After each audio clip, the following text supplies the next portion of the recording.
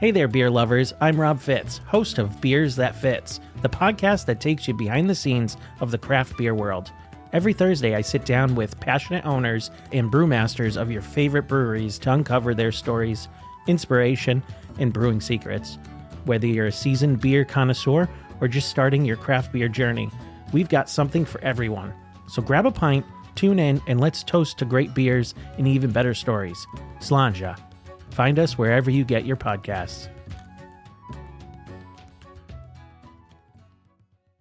So when someone says SD, do you think of An STD? no? Do you think of ABA, like the SD? Oh, yeah. No, we don't call them STDs anymore. We call them STIs. Okay.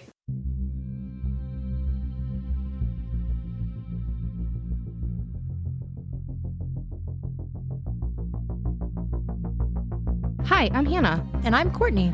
Join us as we delve into true crime, paranormal encounters, and all things spooky. Grab your flashlight and get ready to wander into the darkness with us. This is Wicked Wanderings.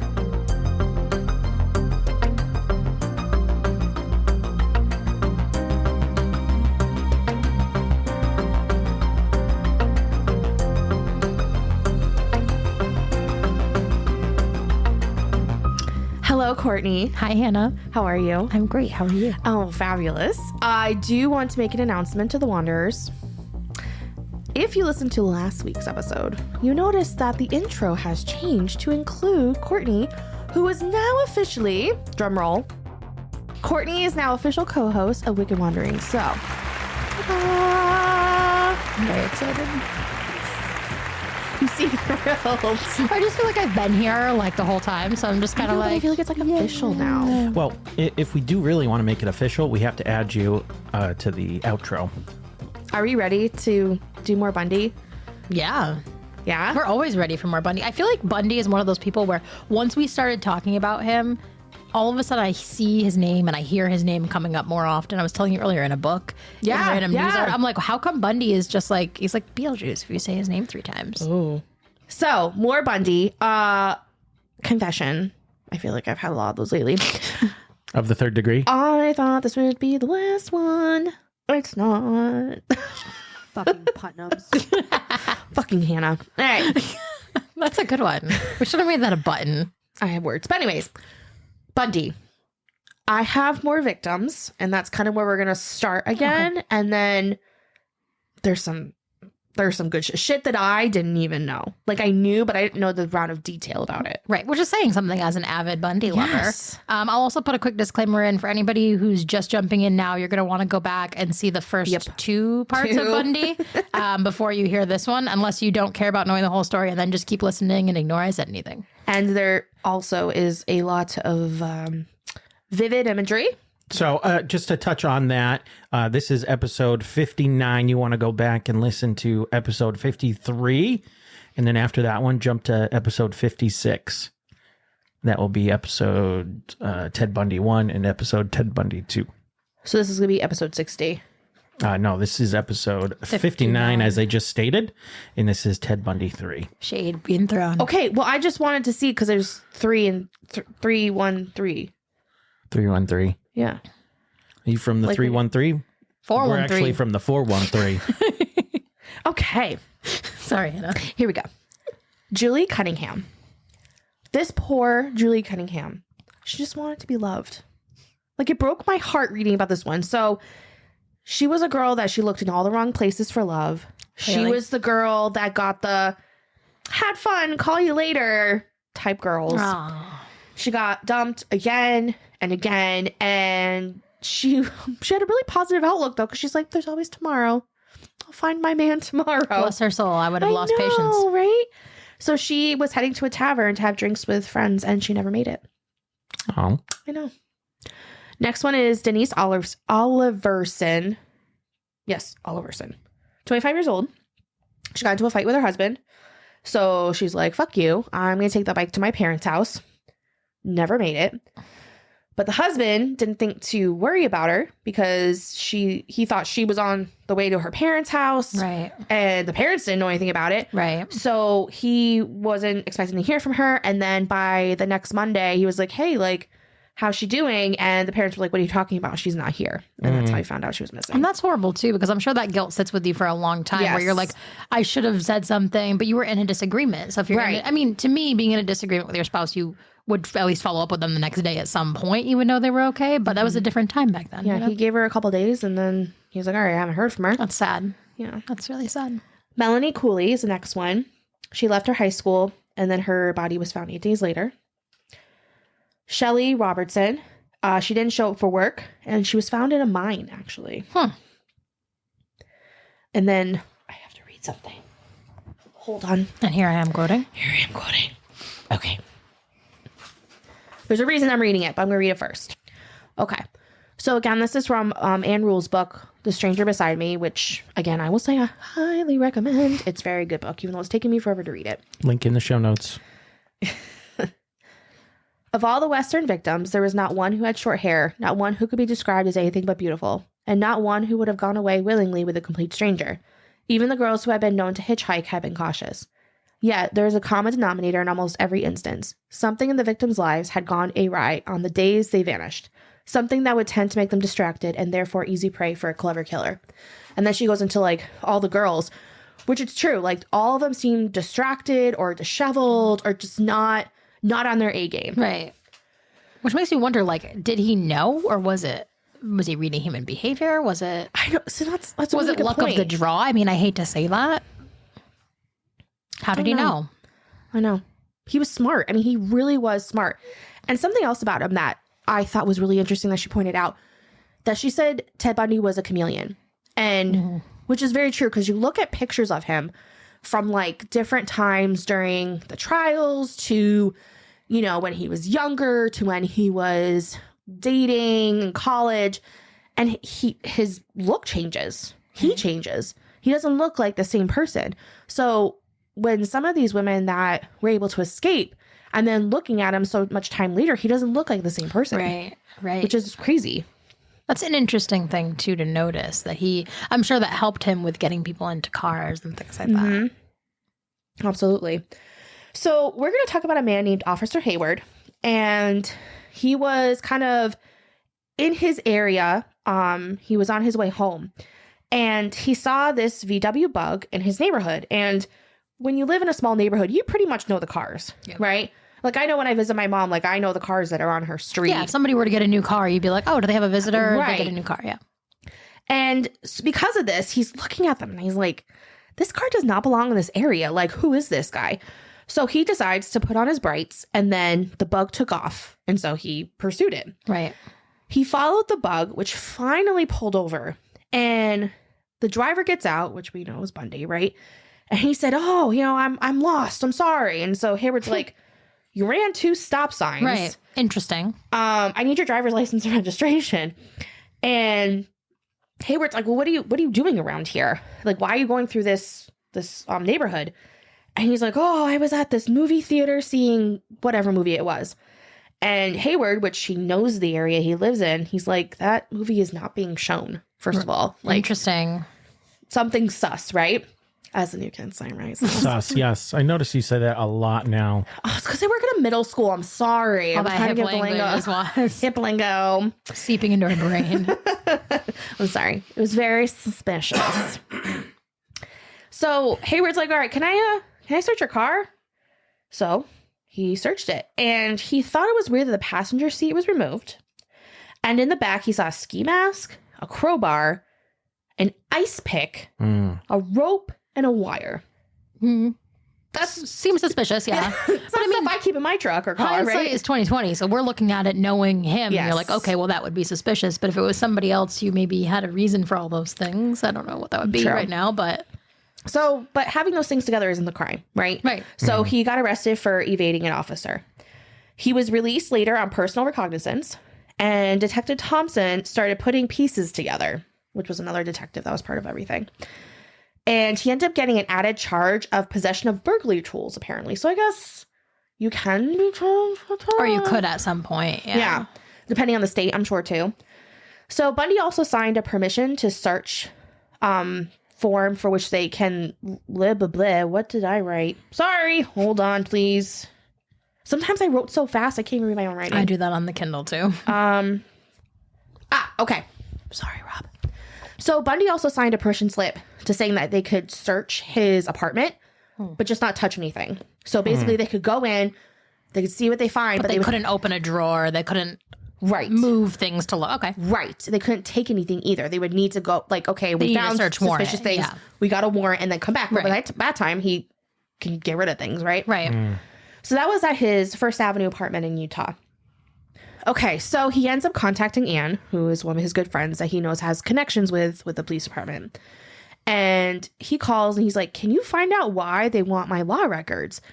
And she's like, yeah, but I'm not going to be shady about it. Like, yeah, Ted, I'll do you a favor, but I need to let them know that you're the one that's asking why. Right. She's not willing to put herself on the line for him. Right. Because she's an author. She has tons of connections with a lot of different police stations. Like, I'm not going to ruin my chances on this for you. Right. Did she already start writing books?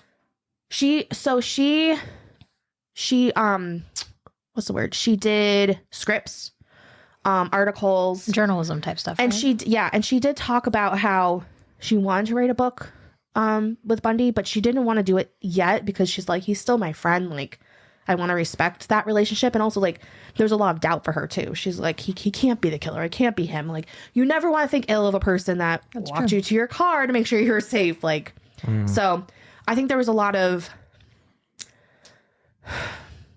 going back and forth with her emotions. Like, I don't know how to feel. I feel bad for these women, but like at the same time, he can't be the one. So there's a lot back and forth. I think a lot of people who write about true crime have that moment of like, am I doing more harm than good? Am I glorifying the wrong thing? Am I respecting the victims? I know we consider that a lot when we're having our conversations. We've had lots of conversations, the three of us, about making sure that the victims are honored and that nobody feels like we're glorifying the wrong kind of behavior and the wrong type of people. Right. And I know we kid like, oh my God, Hannah loves Bundy. I mean, I just find him so fascinating, but I also want to respect the victims as well, because he was not a nice man. You find him fascinating from a human behavior standpoint. Yes, exactly, which we are huge on behavior. So anyway, she calls. She's like, hey, Bundy's contacting me. Can you tell me something? And the guy's like, just let him know that he's one of 1,200 other guys that we've been looking at. So she calls Ted back and she's like, all right, you're one of 1,200 other guys. And he's like, all right, well, I'm letting you know I'm going to be in a lineup tomorrow. And he ended up writing her from jail, which I'm also going to read them. And here I am quoting. Okay, so he was writing all these like poems, which could be really dark at times. So this is one of the ones he wrote. Sleep comes on slowly. Read the words of the holy. The scriptures bring peace. They talk of release. They bring us to God. And here that seems odd, but his gift is so clear, I find that he's near. Mercy and redemption without an exception. He puts me at ease. Jailer, do what you please. No harm can befall me when the Savior does call me. Right? Like, it's odd. And then here's another one he wrote. It makes me feel blue, taking food from the animals in the zoo. Pork chops tonight. Jews are uptight. I gave mine away. It still has a tail. And as for dessert, the cook, that old flirt, surprised us with mellow peach jello. Stay with us. We'll be right back.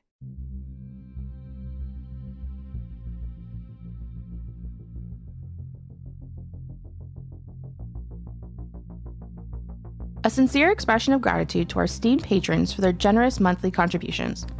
Lynn, Sarah, Courtney, Stephanie, Kate, Karen, Ashling, Mark, Jake, Brooke, and Margie. You too can become a valued patron and unlock a realm of exclusive content by supporting our mission for as little as $3 a month. Your contributions sustain our commitment to delivering high-quality content. Visit wickedwanderingspodcast.com and click on the support tab to join the ranks of our dedicated patrons. Thank you for considering this opportunity to deepen your engagement with Wicked Wanderings. Your support is paramount in enabling us to continue our journey into the realms of mystery and true crime. And now back to the shit show.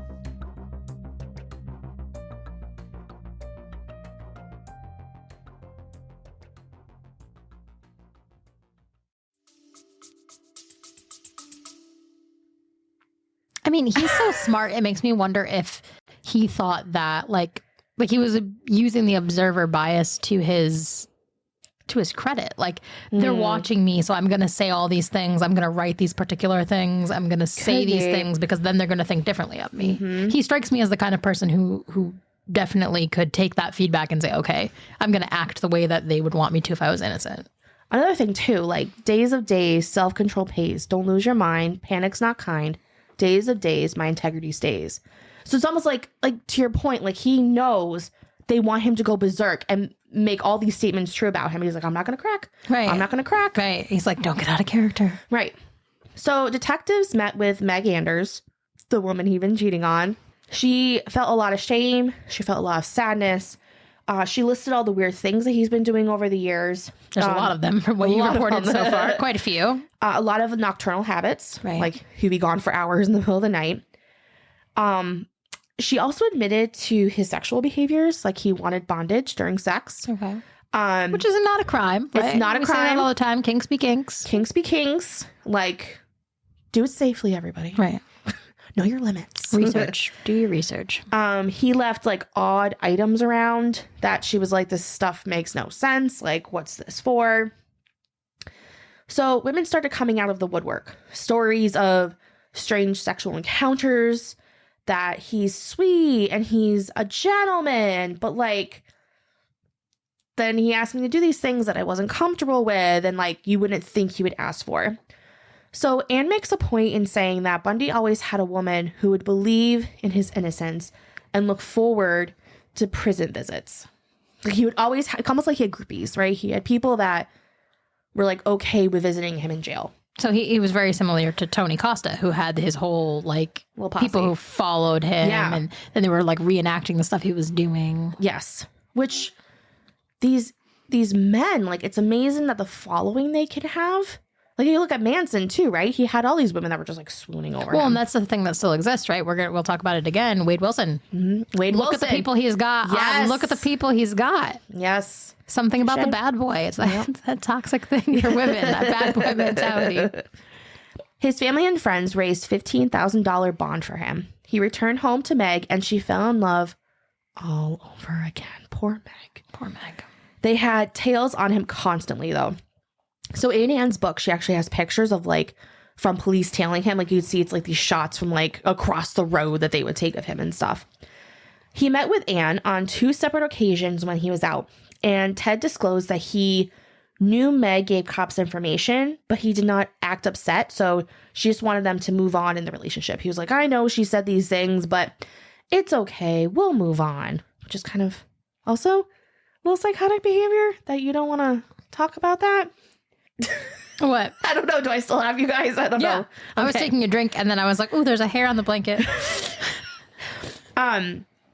So story time. That I thought was such an interesting piece of information. So it was Meg's daughter's birthday and she was turning 12 and she wanted to have like a friend go with her. But once they found out that Ted was the one that was me watching him, that mother was like, fuck no, you're not watching my kid. And like Ted took offense to it. Like he was totally upset about it. He's like, what do you think I'm going to do? Hurt her? He was probably thinking she's not in my age range. Well, close though. I'll get to that. Oh no. So obviously, I think we talked a little bit about this before. Like he has mommy issues, which he doesn't really admit to. Another interesting point that Anne brings up with this is that, you know, she reminded him that like, you know, your mom went through a lot, but don't forget, like she did kept choosing you. Right. Yeah, like, that's she true. She took you everywhere. That's like true. she did have your best interest in mind. So anyways, he reaches the court date for the kidnapping of Carol Durant, which remember she was the bookstore one where he took her out of the bookstore and everything and pretended to be a cop. So on Monday, February 23rd, 1976 in Salt Lake City, the court date came. There was no jury, just a judge. Okay. Which he asked for, which I thought was interesting. Not in his favor, I'm sure.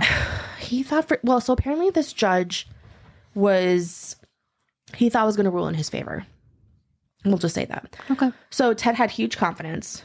2-hour cross-examination for Carol, which was horrifying for this poor child. I feel so bad. Probably very traumatic, yeah. Yes. Ted would just stare her down the whole time. Yeah. And Ted ended up going on the stand himself. But nothing worked in his favor because the judge ruled guilty. So back to jail he went because of it. So anyways, Anne was helping him. She put money in his commissary and she would write to him. And she said he like misdated letters almost like all the time. And he lost like track of time. So like when he would send her a letter in like March, he would date it February. Interesting. Yes. Which makes you be like, did he do it on purpose or was it something else going on? Yeah, I didn't even think he did it on purpose. It was like with the poems. I thought it was interesting the fact that you brought up about, is he like hiding information in the poems? Like, I didn't even think of that. Yeah, I mean, the dates too. Like, I didn't even think of that. He's very smart. That's why I think about Yes. normally I would say, oh, it's just somebody who maybe is having a mental health crisis. But with him, the information we have, he's so thorough. He's so well thought out that I wonder if it wasn't it's a hint or a clue. It was a really good point. So she does visit him in prison before his sentencing, and he told her that he wanted to write a book on his life and how he was innocent. But obviously he never got to write that book. And he wasn't innocent. Yes. He was ordered to go through psyche evals as part of his stay before sentencing. And of course, nothing came out of the test, which is... It's surprising, but it's not surprising. Yeah. I feel like he would know how to skew the results too. Exactly. One thing they did find was that they found that he has dependency on women and fear of humiliation. 100%. So that's not mommy surprising. issues. Yes, exactly. Ted was still dating Meg, and he was also dating another woman at the same time. Poor again. Meg. Of course. The whole time I'm like, poor Meg. Poor Meg. Anne was kind of put in the middle because Ted asked her to check on Meg, make sure she's still around, and she's like, dude, like... Let her go. like, let the poor girl go. Leave Meg alone. In prison, he became a hot commodity by being the guy that offers legal advice to the other inmates. So that was kind of like the way for him to like, all right, I could be someone's bitch. Like, I'll offer you guys some legal advice. Be their legal bitch. So he worked in the prison print shop, which he did end up losing privileges to, though. One day, Bundy did not return to his cell. But he was found behind a bush with items such as a social security card, sketch of a driver's license, and a plane schedule. So he was trying to escape. Yeah, of course he was. With prints that he made from the print shop. Yes, exactly. So that's why he lost that privilege. Interesting. It makes me wonder, like, if he had a more thought out plan or if it was just that was the first stage, you know? Like, how close was he to being able to break out? Oh, just wait. Sorry, I'm always ahead of myself. Anne was busy. She was writing for magazines. She was moving house. And Bundy got pissed at her for not writing to him. So he sends her this. Dear Anne, I surrender. Did I say something offensive? Worse yet, is my breath offensive? Have my letters been stolen by the CIA and you think I don't write you anymore so you don't write to me? Am I too hopeless a case? Don't answer that. I could take it. Yes, sirree, never let it be said that I lost my cool just because my friends had forgotten me. So there was some anger in him. I just can't imagine being her like, wow, I'm living my life, like, and I get this really awful Right. From a friend. who's Who's in jail. Yes. That I've done nothing but help. Oh, Yes. personal traumas are coming out here for me. like I'm trying to say like you're innocent and be a good friend, Right. and like you're being a dick. Yeah. 100% did the CIA intercept my message. Yeah, don't answer that. Don't answer that. I'm like, fine, I'm not answering you at all. All right, so January 28th, 1977, he moved from Utah to Colorado to face charges there because this boy has gotten around. He does crimes everywhere. He was placed in what he called a mom and pop jail before a private? preliminary. It was Is that like a mom and pop shop? that So you go what to? I mean by mom and pop jail, it's like in those olden times where like the warden lived in the jail. Oh. And they were smaller. So, like, small. Yeah. Have you heard about the squirrel jail, I think it's called? Where it was like a circular jail that like you had to like turn a crank, so like the prisoners were all in like one circular area. That sounds kind of cool. Oh yeah. Hear that. Architecturally, that sounds really cool. Yes. I'll have to send you a link. But anyways, I digress. So the preliminary happened April 1977. And witnesses were brought in who identified Bundy's mugshot the night after Karen Campbell went missing. And you remember her? She was the one from Aspen. Okay. So She identified him, but when asked to point who you saw, she pointed to someone completely different. So they have this witness. Oh, yeah, mugshot, that's him.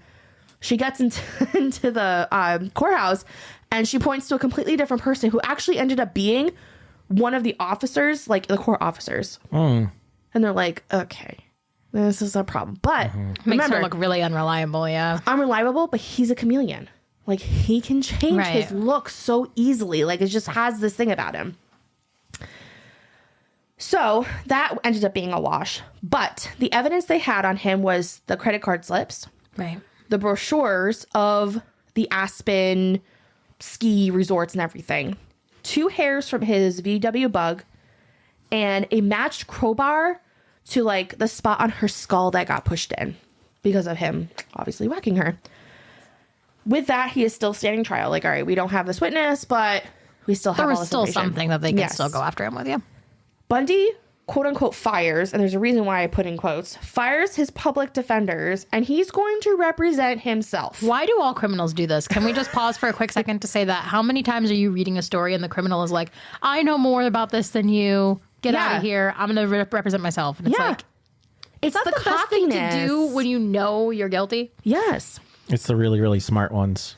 That's true. That they don't want to admit to anybody that they're guilty, I think, is what it is. It's... I don't get it, but he thought he could do a better job. So he... Didn't he have a law background? Didn't he go to law school? Yeah. Yeah, so there you go. I mean, he never graduated, but... No, but he had enough knowledge to be able to represent himself. But if you knew you were guilty, and I mean, I guess this is again where I'm going to say that he wanted so badly to make people think the opposite. Like, if you know you're guilty, you're going to want the best representation because you know you're guilty. But if you're like, I got nothing to hide, I'll represent myself, then it looks like you're not guilty. What kind of representation are you going to get with a public defender? You could get a good one. You could get somebody who's right out of school who needs the experience. It's not likely, but... He could have just paid for somebody. He could have got Meg to pay for somebody. It wasn't always Meg's money he was spending. I also think it's like something to be said for, like, yes, okay, public defenders don't have as much experience, but it doesn't mean that they're not good. And also, it's another person to, like, too, yeah. Right, bounce ideas off of. So you're not just like going on a whim. Right. And depending on where they went to school and what kind of cases they studied, they could have come across something. Right.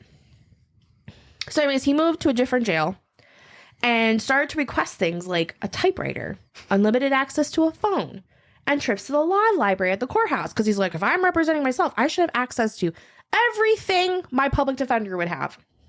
He even sold the sheriff on the point that the prisoners should be getting 3 meals a day, not just 2. They're not getting 3 meals a day? No, they were only getting 2.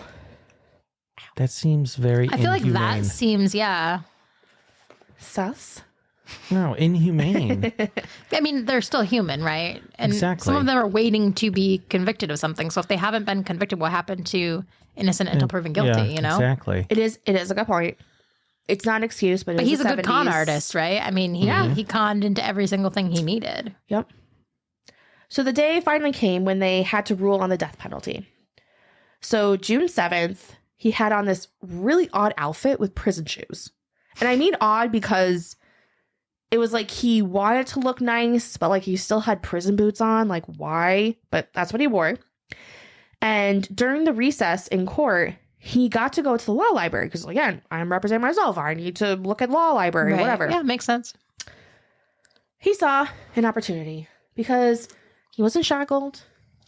They kind of left him do his thing. Oh, gosh. He jumped from the window. So an opportunity to escape. Yes, which was several floors up. Ran, shed his clothes, and he had maps on him. And he ran into the woods, then went to town. So then he stole a car. This was at the courthouse. Yep. Yes. Yep.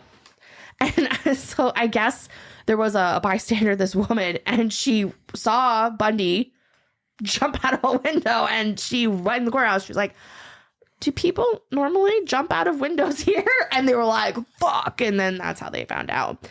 He did end up getting caught. He didn't really get far. Naked and with a stolen car. Yeah. So he was caught on June 13th. But honestly, I'm pretty impressed that he escaped. Yeah. But anyway, so because he appeared as a drunk driver, he was tired. He has extra charges, obviously. He looked tired. They obviously had to keep him in shackles this time. He was still given access to the library and phone access, but they kind of were keeping a better eye on him, obviously. Probably should have been doing that the whole time. Yeah, Yes. exactly. But he's a smooth talker. He got into these people's heads like, hey, man, I'm like, what do you think I'm going to go? What do you think I'm going to do? Those are the people that I watched more intently. Like, I wasn't thinking about it until you said that. Now I am. So Bundy's back in jail. And here comes December, right? So several months have gone by. So he's in his cell. There's a hole where the light is supposed to go. And he keeps making it bigger. And he starts complaining about the food. So he starts losing weight. And isn't it weird that, so he complains about the food, right? So it's not weird that he's losing weight. It's not weird that he's not eating. He's making a bigger hole in the ceiling, which they don't know about. But he made this plan in his head that if I am not eating the food, they won't feel like they have to wake me up till lunch because they'll leave the breakfast at my cell and I won't eat it. So he made it not strange. But he also wants to lose weight, so he fits into the hole that goes into the ceiling, that goes into the warden's house, that he then exits into the warden's closet. He waits for the warden and his wife to go get a drink and go to a movie. He then hops out of the duct, goes into the closet, changes his clothes. Into the warden's clothes? Into the warden's clothes. So he's not in prison clothes. At least he's wearing clothes this time, right? That's better. Sees that the warden has guns. Oh, no. Hides the guns in the ceiling so they can't get to them right away. Walks out. None the wiser. So again, it's nighttime, right? The next day comes. They leave the food for him. Oh, Bundy doesn't eat anyways. So it's not till 17 hours later he has a head start. So smart. Like, so smart. Bug. I was like reading this and I'm like, holy shit. I did not know about this escape at all. But you know what I love the most about his attempts to escape? In none of them has he tried to be like aggressive towards anybody yet. He hasn't, like, he seems like he didn't really want to be aggressive towards anybody. He didn't really seem, I mean, he might, go on to do that, but he tried multiple times without being aggressive, without using like blunt force to anything. Yeah. He makes it all the way to fucking Florida. Fucking Florida. And buys a new bug, right? Well, we'll get There's so many questions about how somebody gets that far, but we'll let you go. So he gets to Florida. He decides, I'm going to be a student at Florida State University. And he ate, slept, went to class, had a whole different identity. He had a different name, made IDs. He added a mole, a mustache. A mole? A mole? I have a mole. Every morning he had to put his little mole on. Yeah. He stole food because he didn't have much money. He was also stealing people's credit cards so he could live off of those for a while. He would take cars, but only from well-off people because I guess there was an incident that he saw a bug. He's a bug lover, as we all know. It had 100,000 miles on it. And it was newly upholstered, but he thought this could be a young teenager's car. I can't take her car. She probably worked really hard for it. So he made sure he only stole cars from people that could afford it. Could just be like, whatever, I'll go buy a new one. But that's like interesting to me. Yeah. Because he did have empathy for other people, right? People want to say he didn't care. They want to believe that somebody who's a serial killer is a sociopath. It's not the same thing. Right. It's not. But of course, could Bundy just lay low and live out his life? No. No. Of course not. So one night at a sorority house, a man was seen fleeing late at night, early morning, with a bat or like a piece of wood, leaving two girls waking up with broken jaws, missing teeth, skull fractures, and severe trauma. So as the cops were called, they found the girls that they were sleeping and they got assaulted. They took inventory of the girls, wanting to ask questions. So like, I don't know much about Greek life, but usually they have a sorority mother that will help take care of them. So the sorority mother's like, all right, here's Sally, Nancy, and whatever. And they were like, well, we're missing two girls. So next was Lisa Levy, and she was still in bed. And so like, oh, let's shake her awake. We got to get her awake. And they try waking her up. She wasn't waking up. She appeared to be strangled. Her underwear was on the floor. There was a small blood stain underneath her. And her right nipple was also bit almost all the way off. Ow. Yes. There were bite marks on her butt, which is going to come in key during his trial because he had a specific like gap almost in his teeth that would help show like those are Bundy's teeth marks. Interesting. She was sexually assaulted, but it was with a hair mist bottle because they found the bottle. Mist bottle. Yeah, kind of. I think it's like an aerosol can. A spray bottle. Yeah, kind of like that. Yeah, like hairspray. They come in those big. But they found hair and feces basically on the hair bottle, so they know she was sodomized with it. Oh, that's a horrible. Next is Margaret Bowman. She was found face down. A nylon stocking was wrapped around her neck. Her head was bashed in, so you could see her brain. Oh. Her panties were also on the floor. So there was a lot of trauma in this one house. Yeah. Girls were these the two girls that had their face smashed in? That you said there was girls that had teeth missing. Yes. So there were two girls he actually killed, and then there were other two girls that he assaulted that had broken jaws as well. So he maybe attempted to murder them as well and then just didn't? Or yes, perhaps they woke up and they fought back. The stealthy thing about it was that this was a weekend, so there were girls coming home late at night, but he somehow maintained this way of not being noticed. Excuse me. So like when he was in other girls' rooms, other girls were coming home and like they would literally miss him in the hallway. So, I mean, those houses, I mean, again, I don't know much about Greek life either, but I would imagine that they're used to hearing people being loud at night and doing different things. And so you're probably like, oh, something's banging around in there. Well, right. I don't know who's doing what in there. Or seeing random guys, you know. Right. Maybe someone brought a boy back. Right. You know, and he's just leaving or he's walking through. Well, from what I don't know if they're allowed to do that. Yeah, from what I read, there were strict rules. It was like, have fun, but like... But maybe they thought somebody was sneaking a guy in, so they were like, we're not going to say anything or stop him because we don't want to, you know, burst that person's bubble. From at least her book, it was only one girl that saw Bundy fleeing because she literally hid, and she's like, what is that noise? And she saw him fleeing with a mask and the bludgeoned object, which they seem to think it might have been just a big log or piece of wood that he got from outside the house. So it wasn't a baseball bat. It was either a bat or something shaped like a bat. But it just seemed like opportunistic. Yeah. My weapon's right here. I'm going to go. So maybe he didn't put a lot of thought into it. Maybe. He just was like, here's an opportunity. I'm passing this place. We know he's really nocturnal. Maybe he was just walking around campus and he saw an opportunity. So later that night, it's not over, there were 3 girls not far from campus that were sharing a house. Cheryl Thomas, she had a great night. Her neighbors were hearing noises. So with this house, it was like split in 2. So Cheryl Thomas was on one side and there were 2 girls on the other. So her friends that were living on the other side of her, they kept hearing like these really weird noises and they knew something was wrong because like the banging sound sounded like it was from underneath the house. They were like, what the hell is that? Yeah. And then they started hearing like this moaning noise and it wasn't that good kind of moaning, everybody. Like they were like, something's wrong. So one of the girls called her boyfriend and he's like, don't worry about it. Just talk to her in the morning. And they're like, no, like, you know, that gut feeling, like something is wrong. Something's going on with my friend. Yeah. They ended up calling 911 and sure enough, Cheryl was beaten, but she was still alive. So out of the 3 women injured though that night, because there was 2 at sorority and then this one, Cheryl's injuries were the worst. Her skull was fractured in 5 different places. She has permanent hearing loss in her left ear. Her jaw was broken. Her left shoulder was dislocated. And her 8th cranial nerve was damaged, which caused difficulty with her equilibrium. Yeah. Which she walked with a distinct limp. But the saddest part was she was a dancer. So she couldn't dance right anymore.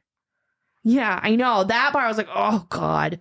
Yeah, so the one thing that brought her joy, that would have been probably therapeutic for her, she couldn't do anymore. Yeah, she wanted to be a professional dancer. So, of course, Bundy doesn't stop there.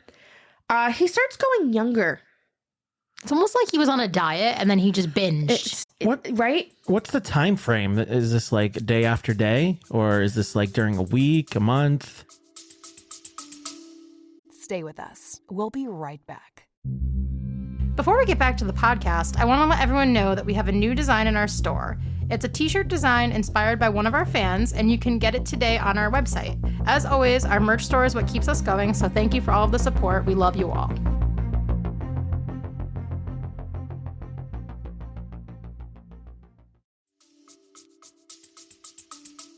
So the sorority girls and Cheryl were all one night. Okay.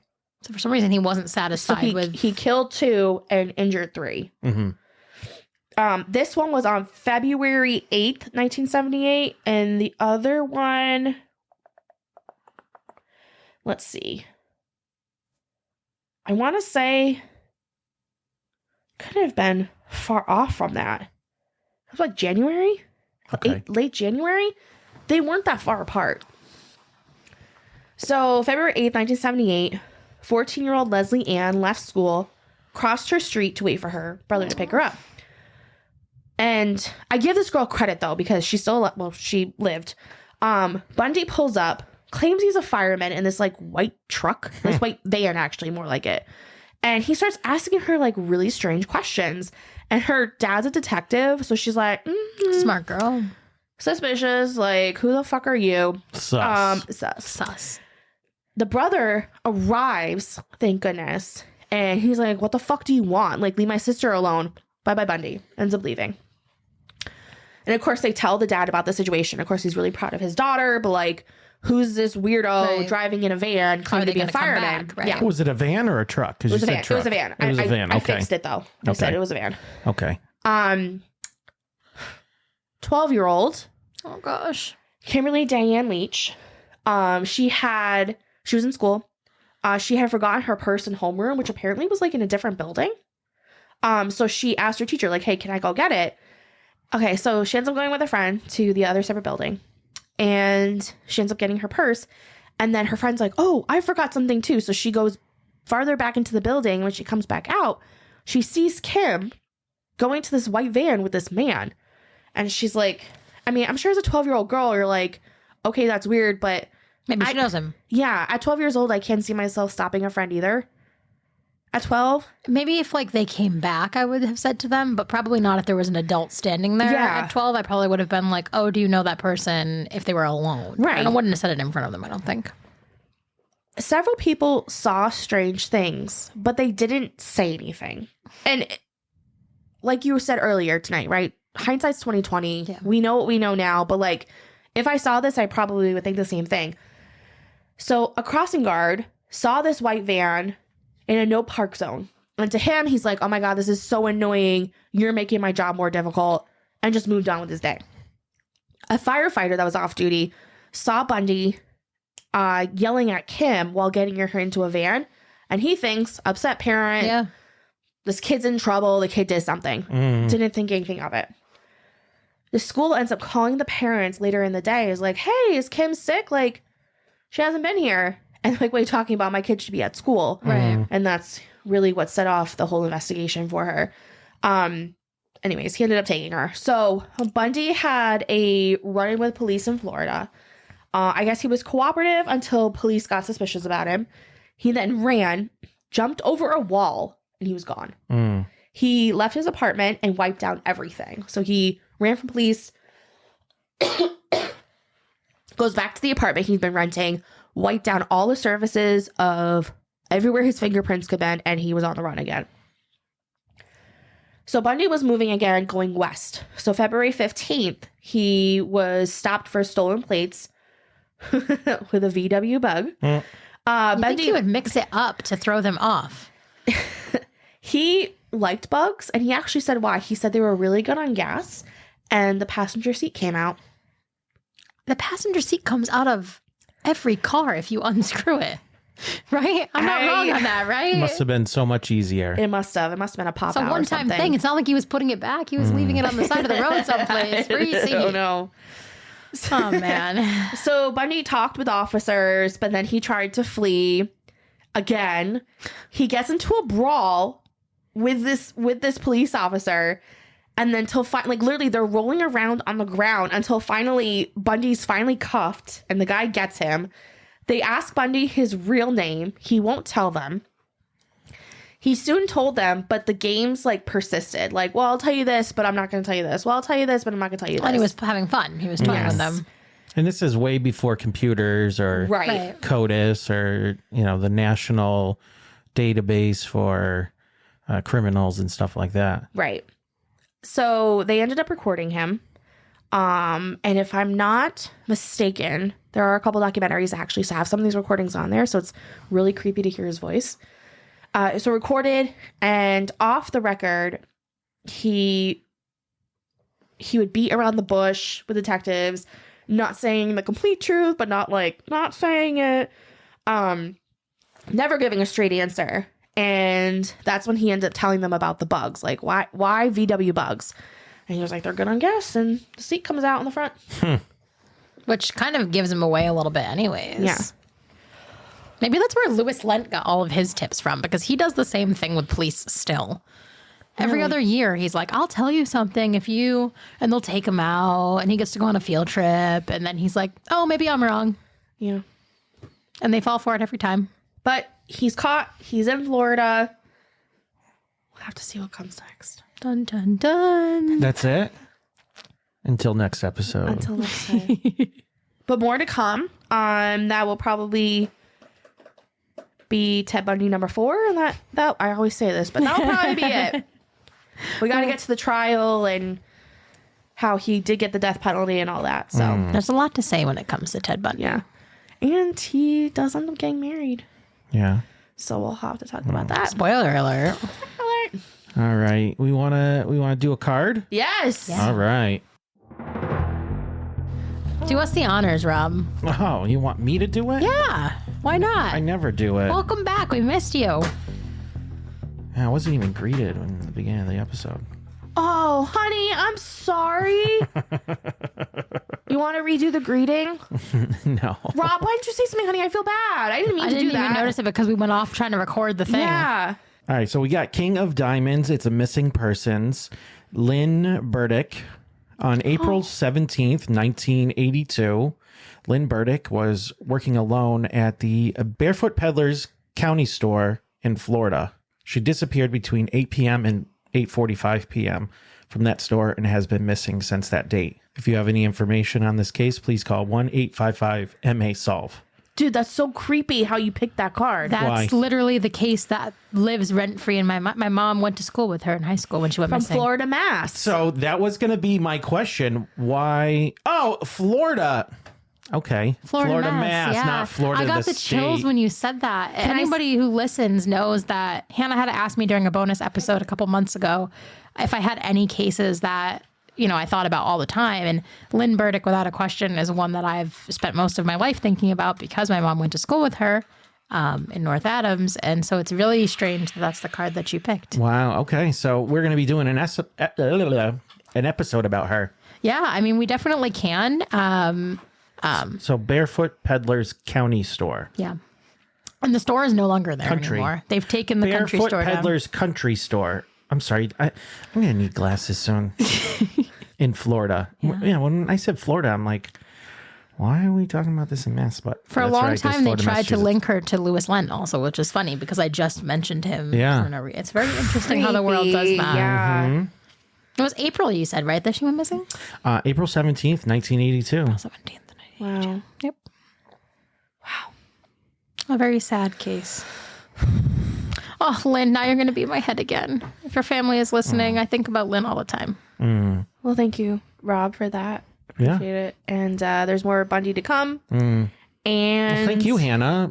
Loved all 3 episodes. I'm glad I'm back. Been We gone. missed you. Gone for a couple weeks because of the biggie. Been very, very busy. But I'll do a shameless plug for you. If you haven't checked out Beers That Fits, he was doing lots of recording. He has lots of exciting stuff coming on. If you love hearing Rob like we all do, go give him some love on his own show. Whoop, whoop. Yeah, I appreciate that. It's pretty good. I always listen to the intro whenever it's coming in on ours. So I'm like, yeah, that's Rob.